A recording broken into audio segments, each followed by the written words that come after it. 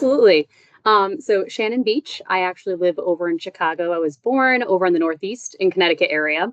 Went to school in Boston. So Boston College, if anybody knows anybody, go Eagles. And I had two majors. So the first one was in biology, and then I also had economics, so a little bit more of a business side. So I've actually been with GE Healthcare almost my entire career, right out of college. And I've had a variety of different roles, but really am excited where I am now, which is more in the AI space. But I also love just, again, being over in Chicago, being able to explore and see everything that the city is able to offer. In my spare time, I also do things such as volleyball. I love to go and do photography and, of course, traveling. So while, of course, keeping the career is really, really important. It's also important to always have that personal life with my husband, and I have a cat too. So always have to have the animal love. Sure. So my current title is over again with GE Healthcare, and I know we've had some really fantastic women who have also worked over in GE. But really what we do, right, is we build medical devices as well as some of the software and the digital aspects. And I'm in that digital space. So I work for what's called the Science and Technology Organization. And really what I do is I work with a lot of our internal product teams and some of the researchers to say, how do we make sure that what we're building is actually going and solving the problems of tomorrow and today? And what we do is also make sure that we're focusing over and working with the smartest people in the room. So especially clinicians, top AI scientists, data scientists, making sure that also some of the health IT folks can actually use what we're building. And we want to make sure that we're actually working with them throughout the entire life cycle so that when we do bring the solution to life, it can impact, again, help your clinician, help maybe even you as the end user, and of course, get to the patients. So really, my team focuses on developing that strategy of how do we in GE work with some of the great partners. So, for example, maybe you or some of your family members or friends have gone to University of Wisconsin-Madison or Medical College of Wisconsin at Froedtert Hospital. Those are some of our great partners, right? And we think about what can we do together? And then also making sure that the relationship is going smoothly, because it's one thing to, of course, have an idea, it's another thing to execute, and there's always bumps on the road, as you all know. So some of that also has to be reassessed, and we need to take pivots as needed. But to your second question, how did I actually get here? Long, twisting road, as is a lot of careers. I actually started over in finance, though, and I did some supply chain, I did some actual consulting. So I really ended up here because I explored a lot of other paths and either said, nope, this isn't for me, or I took it and I was able to go and figure out what I wanted to do a little bit further and landed again into the space that I was really excited about, which was that biology and healthcare. But I'm sure we'll probably talk about a few more, career paths, so I won't go into those details just yet. Great question. I want to say it was an aha moment. I wish it was. I wish it was that clear. But again, when I started out in my degree, I was over in the biology sphere, and I always knew I loved, again, looking at how do we think about just how the world is working together. And I also love technology. And of course, being in STEM, you have that tool set of just thinking about creativity, but then also specifically having these problems and having a very specific way of addressing them. And so when I did try, the first opportunity that was really offered was actually in that finance sphere. And so I jumped on it, right? Because honestly, that was still a great way to go and get a lot of different types of experiences. But I realized that I didn't want to be in Excel all the time. I didn't necessarily want to go and pursue this further, but I knew that that was still enabling me to take steps and explore different areas. And so really where I started going back into more of the healthcare sphere was after kind of crossing out different areas. But then I actually had my father when I was about almost in college. He actually had a really bad struggle over with cancer. And I did see that there was a big gap, right? And understanding how can you make some of the healthcare sphere more transparent? How do you make sure that you're actually getting that personalized medicine to the person that is the patient or potentially yourself? And so, especially within my space, I knew I had the tool set that I could make an impact here, especially with my STEM background. And then I also knew that there was a really big opportunity to go and, again, just see a gap where I could make an impact broader than myself. And so that's where I really got inspired to go and step into medicine and step over into the healthcare world. because it seems like it was a great opportunity to go and just see the intersection of everything that I could offer, plus what was still a gap over in just the space in general. But no, I didn't wake up one day and, have a great dream where I was inspired, unfortunately. Yeah. So it's really important when we're starting to go and build anything, right? Whether it's a software application or if it's actually an MR machine or an X-ray, that we're ensuring that the problem that we're solving for is actually a problem, and that what we build can go and be implemented by, again, the technician or the doctor or whoever, maybe a sonographer, right? And also, of course, have the impact over on the patient that we're expecting. And so, in order to get that expertise, we want to make sure that we're still working with whoever it is that is going to be setting the bar and using it. And so, as we think about what is kind of that next step, and how do we actually go and have some of the AI, that's where my team is really focusing in on what are the applications, how do we go and develop, again, from a data science perspective, what is required, and then really bridging that gap between what is the concept, how do we build it and manufacture it and produce it and get it out, and then how do we actually ensure that it can be trustable, reliable, and get to the end patient. Great question. Um, so I think that a few items, especially in the healthcare sphere and just in STEM in general, a lot of times people automatically ask, "What are your credentials? Do you have a master's? Do you have a PhD? Why are you here at a seat at the table?" Especially, right, when you might be surrounded by people that aren't females. And so I think that in my case, I actually only have bachelor degrees. I don't have a master's and I don't have a PhD because I went straight into a leadership program that was really catered to giving you real world experience. In some cases, so that's a trade off, right? And I think that what I have gone and learned and some of the challenges was, how do you still feel confident sitting at that table, making sure that your voice is heard when maybe you don't have all the acronyms behind your name like everybody else does? And I think it's understanding, again, what is the tools and what is your specific tool set that you can bring. Maybe you haven't been an expert there, but especially with a STEM mindset, what are the questions that you can ask? You also know, and what I particularly did was I said, who are the experts that I can partner with or bring to the table as well, so that I do have a team behind me, right, that can answer these questions.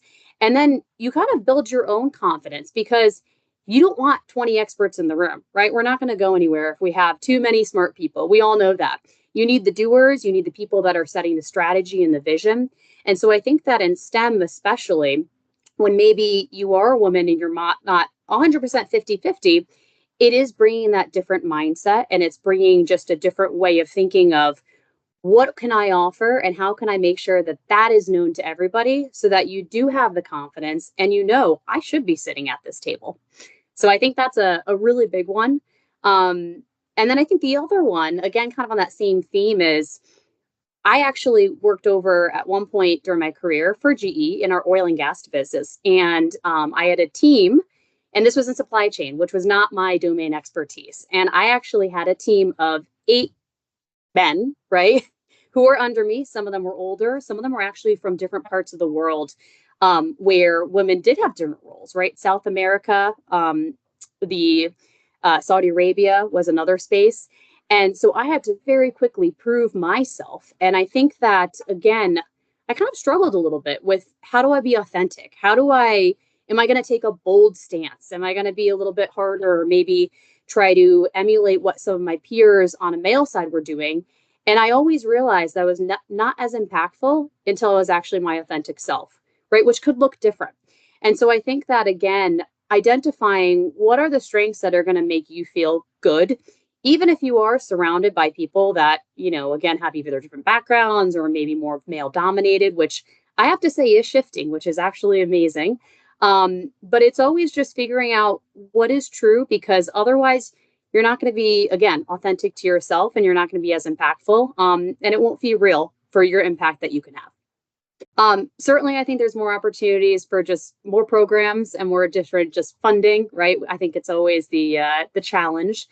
I think another big thing is making sure that there continue to be some real world opportunities. Honestly, just like this, where you're chatting with folks that have been over in just different industries or have seen different ways of working.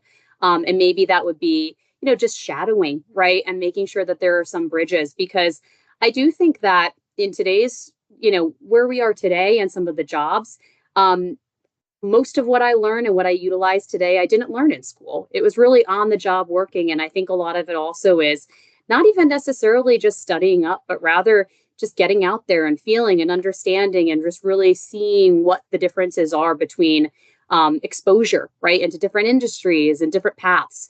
So I think that could be another element that, the more that you can do at an early age or even throughout your entire journey in education, I think the better.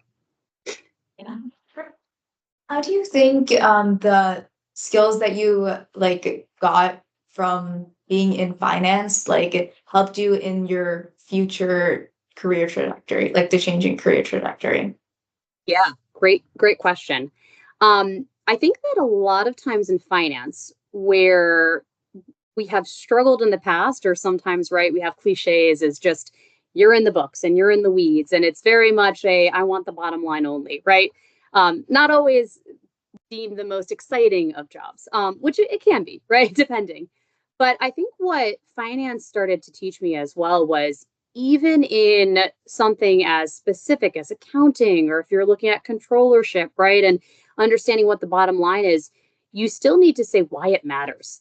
And that communication element, right? And there's also a lot of, I mean, finance is really the thread between every single sort of business. You could be doing the most exciting thing. If the finances aren't going to work, it's probably not going to be around for a while. So it's really important. And I think that in finance, I realized that it's not just about what I'm doing. I have to be able to connect with some of my peers in different functions, just like you're probably doing over with robotics, right? It's not just the problem, but it's making sure that you're looking at the bigger solution and thinking about what are the downstream impacts. It's the same with, finance is one area, but it could be supply chain. Nothing is operating in a vacuum. And so understanding how everything is related. And I did that by, again, just figuring out maybe what are the problems that my other peers were solving. Why do the finance things that I'm working on make an impact, or why does anybody care about what I'm doing? And honestly, that helped me to also think about influencing others, think about, making sure that everybody is on the same page in terms of what you're trying to go and accomplish. Really great for communication and teams and skill sets. So I think that's kind of what I took away from finance. But again, it's really just about the mindset of understanding and also learning, even if it's an area that doesn't make you passionate or exciting, is taking what can you learn from it and then applying it to something that maybe you are more passionate about downstream. Um, Certainly, I would say, of course, staying curious and always thinking about what is it that you're learning, because it doesn't necessarily have to do with exactly what you're learning in the textbook or what you're figuring out on a day to day, but rather just the skills that you're bringing. And I think that will continue with you your entire career. I also think that because it's the skills, you don't have to have all the answers right now, right? But knowing how to, again, ask those questions, it's okay to go and explore. You might even end up in somewhere completely different, right, than you're interested in right now, bouncing around. But I think if you realize what your traits are that do excite you, that do make you, whether it's, hey, I really love to go and start with an ambiguous problem, break it down, or if it's, I want to get into the weeds, I want to experiment, trial, or potentially it's, I want to lead, right? Because I really see that bigger vision. Hone in on that and try to exercise a little bit of what works, what doesn't, play around, experiment, feel okay with going and not exactly knowing how it's going to happen. Just like you are in STEM, you can experiment in your own skill set. But I think that's really, really important, because what you're taking and what you're learning about and what you're implementing today will definitely stick with you throughout your entire life. Again, I think that is really exciting. Well, first off, just what you're doing here, listening and taking the time of going and just understanding maybe where people like myself have gone and or some mistakes that we've made. I think that's really great. Doing some shadows as well and just seeing what's really out there, because again, there's a lot. And I think also the piece of just staying on top of technology. Because a lot of the programs and a lot of course, the roles that I was thinking about when I was coming out of college are completely different. If you told me back in the day, would never have thought that I'd be working over in the AI space and trying to go and develop machine learning applications that are going and helping clinicians. I mean, AI has been around for a while, but at the same time, this is really cool and it's exciting. And so I think that, again, by going and just doing short exposure, right? It doesn't have to be super, super deep or multifaceted, but just understanding what's out there, getting a flavor for different types of industries or different types of roles, and just doing some shadowing, as well as, again, talking to different individuals who have taken traditional and non-traditional paths. I think that's probably the best bet that you have today. And also, don't stress about it, right? Life unfolds in a lot of ways. It's okay. Again, I used to think I wanted to be a clinician, and then I realized I don't like blood. So here we are. Absolutely. I think that AI amplifies the need for STEM jobs.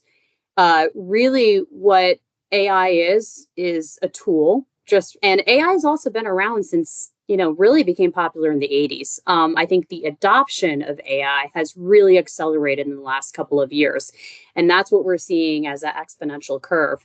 But especially with AI, because AI is a tool, I think that with STEM, you have that, again, skill to go and say, how do I leverage AI for solutions faster? How do I ask those right questions so we can get a quicker response? But then also, how do I implement the outputs, what AI is telling me, and make sure that we can actually use it? Because that is the most critical. And that's where, we're going to continue to see the need as we're getting these questions answered. Is putting it in that broader context, which again, STEM really allows you to go and see in that broader lens. So from a workspace standpoint, we're using a lot of AI for productivity. A lot of our data scientists, and especially what's called our AI organization, which then within the science and technology org, is really using prompts and understanding how can we develop some AI models or start to go and do coding faster, quicker, right? And so a lot of what we're doing is actually building our own toolkits and repositories because healthcare is such a unique space, and also because there are so many different types of protections and rules with the FDA. We really want to make sure that we have all of our own knowledge accessible to everybody in the company.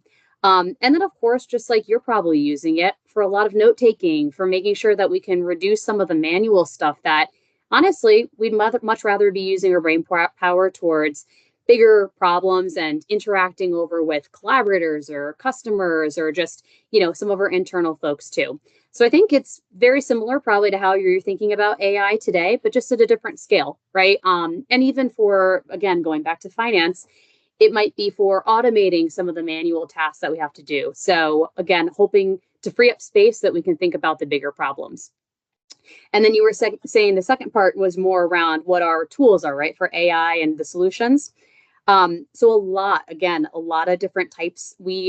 I would say we put it into two different buckets typically. The first one is an AI that is on a device. So if you think about that, that would be if you have an X-ray machine and, unfortunately someone has to go over to the emergency department. They actually can roll out the X-ray machine, go and take the scan right there, and that scan would say there is a 99% chance that this patient has a collapsed lung, which in some cases within minutes could become a huge problem. So instead of waiting and then having that X-ray, then have to go over to a radiologist or a doctor to read it, and then maybe hours passing because it's at the bottom of a long list, all of a sudden it goes to the top and they can take action and potentially save the lives. So that is where we're trying to embed some of these algorithms. And probably what you're honestly reading about over in just more medical journals around how do we think about what could be a clinical decision to get a better patient outcome faster. And I think the second piece is more around operationals. So very similar to productivity that we were just talking about that we're all using today. Same thing for hospitals. A lot of it is how do they reduce the manual tasks, right? How do we think about if your doctor is, you have a one-on-one appointment or your annual with your doctor, AI is going and just helping to take some automated reports, or they're making sure that when you show up for your appointment, that the most relevant information was actually pulled to the top and they don't have to go and find 20 different systems and get a fax machine and understand what was happening all over the place. So there's a lot of, again, very simple things that could just be manual or automated and have some recommendations or take some next steps. And so that's another aspect that we're really helping to go and be more efficient for the hospitals and also more efficient for the patients that are using it. Absolutely. AI is, again, a really great tool. And I think that it's always wondering, how can I partner with it? How can I collaborate with AI to make yourself more impactful and or potentially ask the bigger, bolder questions faster?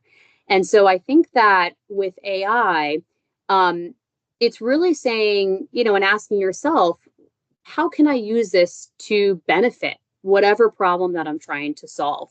I think also with AI, just because it's rapidly changing, I mean, like any technology, it's important to continue upskilling, right? And thinking, okay, how do I go and I stay curious about this? How do I make sure that we're able to go and stay on top of what the latest and greatest is? So I think that's another really important aspect around just leveraging AI and making sure that you have the right mindset because really AI, and we talk about this with doctors all the time, it's not here to replace, right? It's not going to go and necessarily take jobs in some cases, but I think it rather makes some space for jobs that really need that additional mindset or that linking of how do we think about the strategy and how do we think about the criticality. So again, it's really understanding what can AI bring to the table and how can you complement it. Yeah. Again, I think that it's really going to be who can embrace AI and how do we think about AI as a enabler over for some of these STEM questions. Um, you know, Specifically, AI has the opportunity to go and give us a leg up. So if you are thinking again about a hypothesis and you're able to go and leverage some prompts for AI, there's really an opportunity to go and just use it as a starting point. And especially too, if it's, I think that with AI and STEM related careers, a lot of times we're focusing so much over on one particular area. Maybe it's within technology or physics, or if it's over in, again, biology, robotics, right? And I think that the nice thing about AI also is that it does allow, especially through large language models and just all the information that's gathered together, it allows you to become not an expert, but have all that information over at your fingertips very, very quickly as well, so that you can start to think about the bigger picture faster. Wherein maybe years ago would have been a little bit more challenging, or you had to bring a lot more people together. So I think that AI can also be a connector in that space and just really make your repertoire a little bit stronger in terms of what you're trying to go and answer. I find AI is the most fascinating because of just the speed that it is advancing. And I also find it fascinating that we still need to go and think about it from a human centric aspect. There is a lot of potential, and it is moving every single day. Honestly, some of the work that our data scientists are working on, by the time that we go and we actually talk about it or we sign a contract over with one of our partners, it's already too late, right? I mean, the AI has advanced, or we need more data because we actually need to update the model. And so I think that that is exciting, but at the same time, it also keeps you really humble around making sure that we're moving fast and we also think about ways to keep up with it. And then the second piece, again, around human centricity, AI, again, it's a tool, but we need to make sure that it's responsible and that it actually is being used in the right ways. I think there's also a huge need, especially in terms of jobs, for understanding, again, how do we implement AI and how do we make sure that, the outputs are being used in a way that is the best for not only the end, whether it be patient or whether it be person, but it actually is giving the right sorts of inputs or answering the right questions or not having a drift just because we built it a while ago and it's a lot of data that is nonsense. So I think that those two aspects continue to strike me. And I think there's also a really great need, which is why it kind of is exciting to me, because I think whenever there's a need, there's always an exciting opportunity for great minds like women in STEM to go and fill that gap. Yeah. I think implementing too quickly, it goes back again to that concept of responsible AI. I think that especially within, and I'm going to take it from a lens of healthcare, a lot of the decisions that we're making right here, and the reason that we, of course, we have doctors who train for years and years and years is because this is really life. It could be life or death. Or, it could be something much smaller, but it's still a patient and it's still a really important decision. And so I think that while data is fantastic and while technology is great, with it also comes great responsibility. And so, the challenges of implementing too quickly, or potentially just like anything else, trying out and then gung ho and you have skipping a validation step, is that there could be really serious repercussions. And that's something, of course, at a company like GE, we take incredibly seriously, which is why we have to think about all the testing and really think through every single scenario of what could go wrong. Um, so I think that's, really, really important from a standpoint of just implementing quickly. But then the second aspect around what is challenging for implementation, even if we do move slowly, I think the aspect is AI is also still new, right? And with any sort of new technology, there's a little bit of a hesitancy of how does it fit into what I've been doing for years and years and years, right? I'm sure your doctor has been a provider for a long time, and especially as you get into really specialized, they've been going and doing these sorts of scans and reading for 20, sometimes more years, which makes them incredible experts, but also world creatures sometimes of habit. And so I think that thinking about a new way of adopting or using technology, it takes change. And so that's one aspect, is just the human centric aspect. And I think the other aspect of AI, because it relies on so much data, is also more of a health IT and some of the more specifics around how do we make sure that our systems that are in the hospitals, or that, let's say, are in more of our community centers, can actually leverage the compute that's required, can actually understand and stay up to date if there's software updates, or if we need to continually update these models because things are changing. And so there's also a lot of technology challenges that come with AI that we honestly just never have faced before, as we got here. So we're getting there slowly but surely. But I think it's like anything else. We just need to adopt, and we're really at the advent and seeing a lot of that change happening before our eyes. So a few different methods.